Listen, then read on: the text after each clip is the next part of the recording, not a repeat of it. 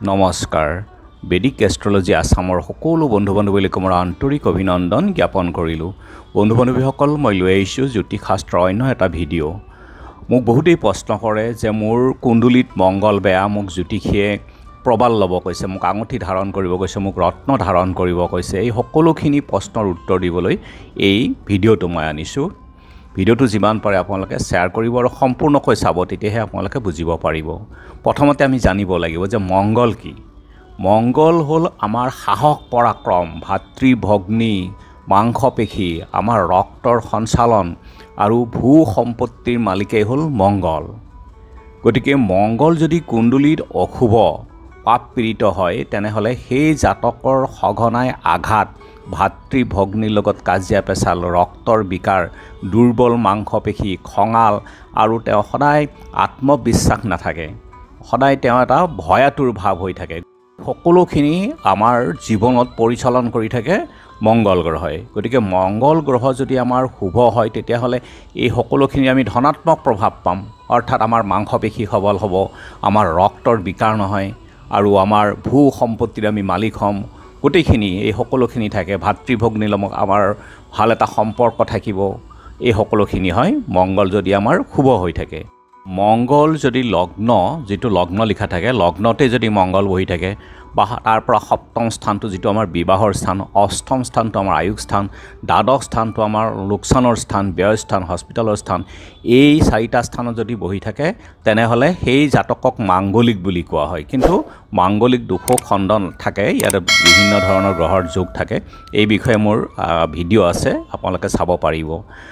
যদি এই চাৰিটা স্থানত মানে 1 নম্বৰ, 7 নম্বৰ, 8 নম্বৰ আৰু দ্বাদশ স্থানত যদি মংগল থাকে, তেতিয়াহ'লে মাংগলিক দোষ বুলি কোৱা হয়। আৰু মাংগলিক দোষ থাকিলে কি হয়, জীৱন লগৰীৰ লগত কেতিয়াও আপোনাৰ মিলা মিছা নহয় আৰু বিবাহিত জীৱনটো সুখৰ নহয়।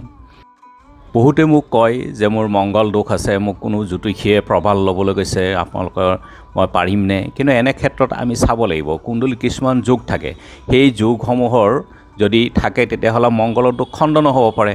আৰু মংগল যদি অশুভ হৈ আছে, তেতিয়াহ'লে কেতিয়াও প্ৰবালো পিন্ধিব নালাগে।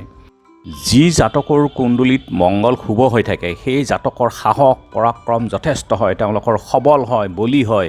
আৰু এনেধৰণৰ জাতকসমূহে সাধাৰণতে পুলিচ বা মিলিটাৰী বিভাগত তেওঁলোকৰ চাকৰি হয় বা ছিকিউৰিটি ব্ৰাঞ্চত, এইসমূহত। আৰু তেওঁ ভূ সম্পত্তিৰ মালিক হয়, যথেষ্ট সাহস পৰাক্ৰম থাকে। গতিকে মংগল আমাৰ জীৱনত শুভ হ'লে আমাৰ যথেষ্ট শুভ হয়। মই আগতেই উল্লেখ কৰি আহিছোঁ যে মংগল যদি লগ্নতেই থাকে বা লগ্নৰ পৰা সপ্তম স্থান, অষ্টম স্থান আৰু দ্বাদশ স্থানত থাকে, তেনেহ'লে মাংগলিক দোষ উৎপন্ন কৰে। আৰু মংগল যেতিয়া আপোনালোকৰ কুণ্ডলীত কৰ্কট ৰাশিত স্থিত হয়, অৱস্থান কৰে, তেতিয়াহ'লে সেই মংগল দুৰ্বল হয়। নিচস্ত হ'লে মংগলে শুভ প্ৰভাৱ দিব নোৱাৰে। আৰু মাৰক স্থান, যেনে লগ্নৰ পৰা যদি দ্বিতীয় স্থানটোত বা সপ্তম স্থানটোত যদি মংগল আহে, তেনেহ'লে আপোনালোকৰ কাৰণে মংগল মাৰক হ'ব। মাৰক অৰ্থাৎ কষ্টদাতা, দুৰ্ঘটনা দিব, অপাৰেশ্যন হ'ব বা কটা চিঙা হ'ব বা অগ্নিৰ পৰা ভয় হ'ব ইত্যাদি। দুৰ্ঘটনা বেছি হয়, অগ্নি ভয় হয়।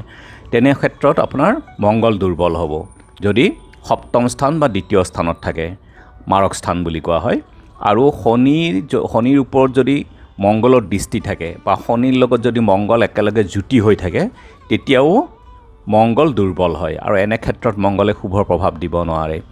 মংগল যদি লগ্নৰ পৰা 6, 8, 12 স্থানত থাকে, তেতিয়াও মংগলে অশুভ প্ৰভাৱেই দিব।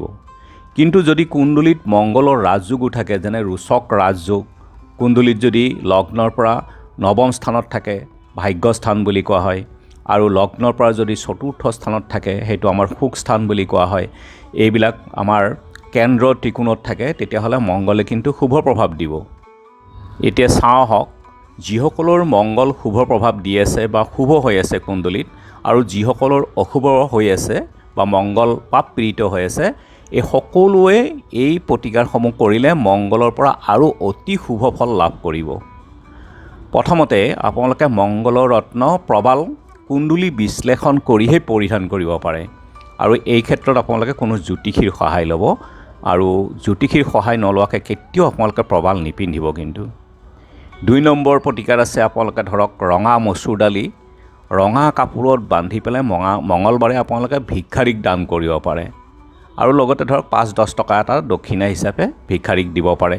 এনে কৰিলেও আপোনাৰ মঙলবাৰে এনেকুৱা 7টা মঙলবাৰ কৰিলে বা মাজে মাজে কৰি থাকিলে আপোনালোকৰ কুণ্ডলীত শুভ হ'ব। মঙলবাৰে আপোনালোকে হনুমান মন্দিৰ দৰ্শন কৰক আৰু হনুমানৰ কান্ধত যি সেন্দুৰ লাগি থাকে বা ভৰিত সেন্দুৰ লাগি থাকে তাৰ পৰা এটা অনামিকা আঙুলিৰে সেন্দুৰ লৈ আপোনালোকে কপালত ধাৰণ কৰাটো আৰম্ভ কৰক প্ৰত্যেক মঙলবাৰে। তেতিয়াও আপোনালোকৰ মংগল শুভ হ'ব। আৰু মংগলৰ ৰত্ন যিদৰে প্ৰবাল সেইদৰে মংগলৰ মূল হ'ল অনন্ত মূল আৰু এই অনন্ত মূল 10 টকা বা 15 টকা দিলে আপোনালোকে বজাৰত যি পূজা সামগ্ৰী বেচে তাত পোৱা যাব। এই অনন্ত মূল আনি পেলাই এটুকুৰা ৰঙা সূতাৰে বান্ধি আপোনালোকে কঁকালত বা ডিঙিটো আপোনালোকে ধাৰণ কৰিব পাৰে। দৰকাৰ হ'লে তামৰ কবজত ভৰাই পেলাইও আপোনালোকে পৰিধান কৰিব পাৰে। এনে কৰিলেও মংগল কিন্তু আপোনালোকৰ সবল হ'ব কুণ্ডলীত।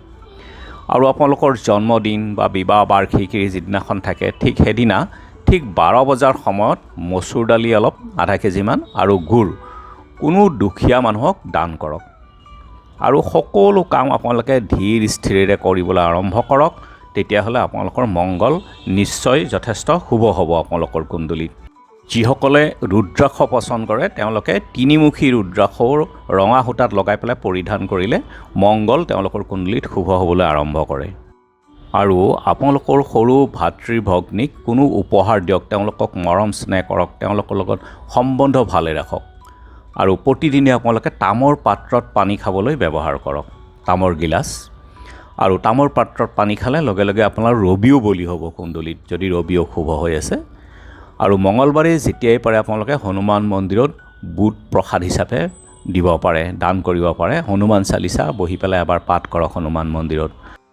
মঙলবাৰে পাৰিলে আপোনালোকে ব্ৰত ৰাখক, অন্যথাই নিৰামিষ ভোজন কৰক আৰু হনুমান মন্দিৰ দৰ্শন কৰক গধূলি সময়ত আৰু হনুমান চালিচা এবাৰ পাঠ কৰক। আৰু তামৰ এডাল খাৰু সোঁহাতত আপোনালোকে হনুমান মন্দিৰত পূজা কৰি আনি মঙলবাৰে ধাৰণ কৰিব পাৰে পুৰুষসকলে। যিসকলে মন্ত্ৰ পাঠ কৰি ভাল পায় তেওঁলোকৰ কাৰণে এই মন্ত্ৰটো যথেষ্ট ফলদায়ক হয়। মঙলবাৰে 108 বাৰ এই মন্ত্ৰটো জপ কৰিলেও মংগল আপোনালোকৰ কুণ্ডলীত শুভ হ'ব। মন্ত্ৰটো হ'ল ওম অংগাৰকায় বিদ্মহে শক্তি হস্তায় ধীমাহি তন্ম ভৌম প্ৰচোদয়াত। 108 বাৰকৈ কৰক আপোনালোকে। হনুমান জয়ন্তী বা পূজা যজ্ঞ হনুমানৰ হৈ থাকিলে সেই সময়ত আপোনালোকে মন্দিৰত হনুমানৰ পতাকা দান কৰক। আৰু এই উপায়খিনি যিখিনি ভাল লাগে আপোনাৰ, কাৰোবাৰ মন্ত্ৰভাগ ভাল লাগিছে বা কাৰোবাৰ অনন্তমূল বা শিপা ধাৰণ কৰিব বিচাৰিছে, সকলোৱে কৰিব পাৰিব এইখিনিত। যাৰ মাংগলিক দোষ নাই সিহঁতেও কৰিব পাৰে, তেতিয়া মংগল আৰু যথেষ্ট ভাল ফল দিব। গতিকে মংগলৰ দোষ থাকিলে এইখিনি কৰক, আপোনালোকে যথেষ্ট লাভৱান হ'ব পাৰিব। ধন্যবাদ।